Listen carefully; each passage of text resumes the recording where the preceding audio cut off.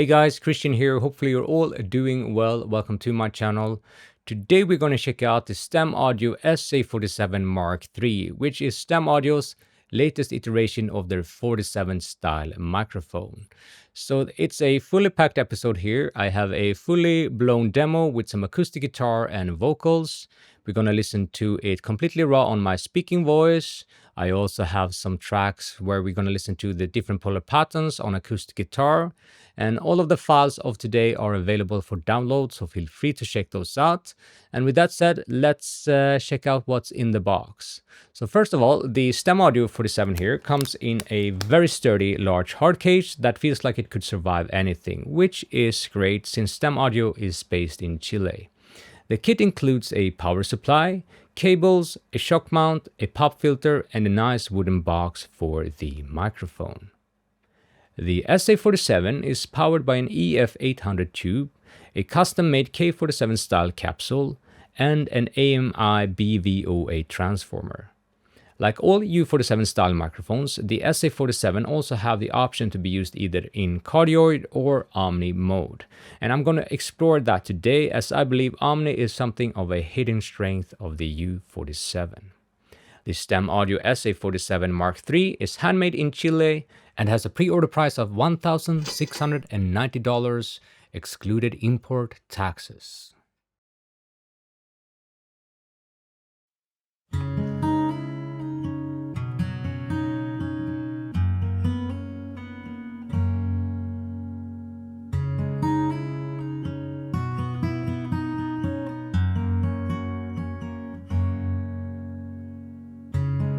I've been standing on the edge for some time,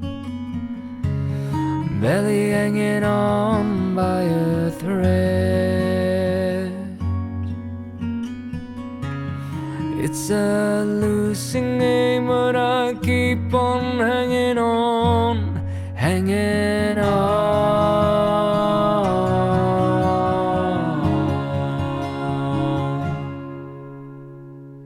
Sometimes I feel that I'm losing my way, like getting lost in the dark. But somehow I keep on stumbling on, stumbling on.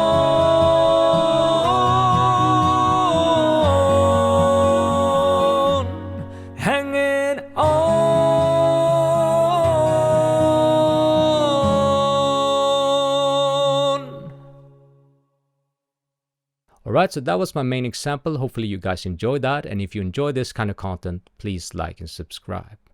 Alright, so I thought we'd also check out the different polar patterns because of course when it comes to cardioid, the 47 is very well known for its proximity build-up effect, which means that the closer you are to the microphone, the more low end you get to the recorded source.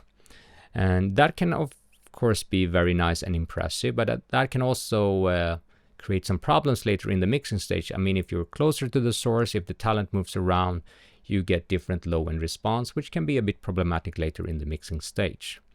So you might ask yourself why I recorded the demo song that I did in Omni. Well, my voice has quite a singy ping, around 2 to 3 kilohertz. So when I belt out, I can pretty much trigger any microphone in that range. And I just discovered that my voice sounds a lot better in either Omni or Figure 8 if that's available. So there's more things that happens than just, that it picks up the sound all around of the microphone. First of all, it eliminates the proximity build-up effect, but it also alters the frequency spectrum. So in my case, on my voice, it becomes less nasal, so smoother in the mid-range, but still retains that open top end. So I just feel that it sounds a lot better on my voice in that way. But let's do a test here so you guys can really hear what it sounds like on my voice. So this is my raw speaking voice in cardioid. This is my raw voice in Omni. As you probably hear now, it picks up more of the fan from my light here and also more of the room. But as I move closer, you get the kind of same intimate sound but without the proximity build-up effect. I'm gonna back off from the microphone and try to balance out the proximity effect from cardioid. So this is my raw speaking voice in Omni. This is my raw voice in cardioid. So of course cardioid will sound a little bit more direct, of course, and have that kind of low mid authority that the 47 is known for.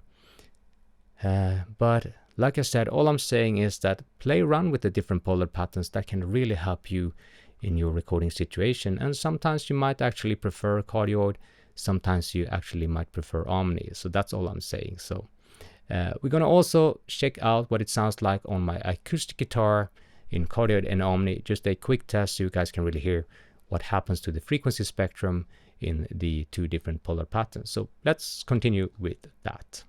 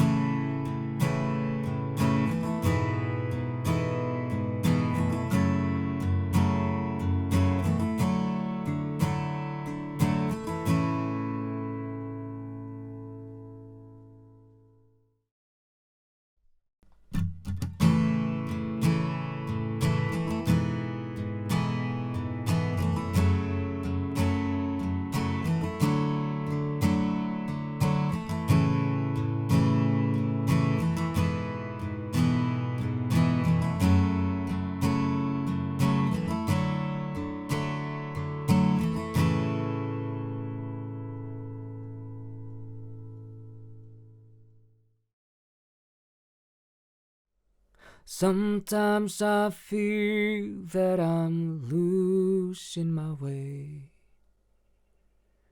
like getting lost in the dark. But somehow I keep on stumbling on,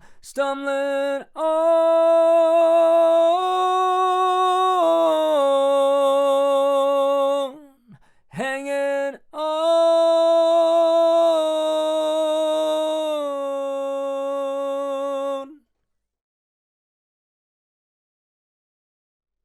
Sometimes I feel that I'm losing my way, like getting lost in the dark. But somehow I keep on stumbling on, hanging on.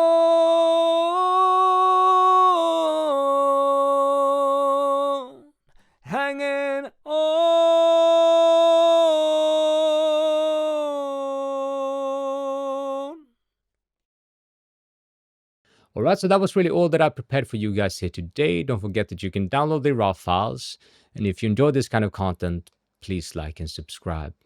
Alright, so to wrap to some sort of conclusion here, I would say that the overall build quality is excellent.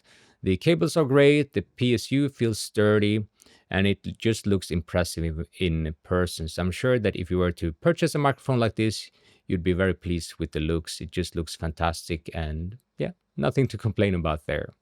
So the sound is pretty darn amazing, and I'm pretty amazed to see that Stam Audio is able to offer a microphone that has this kind of quality at this price point.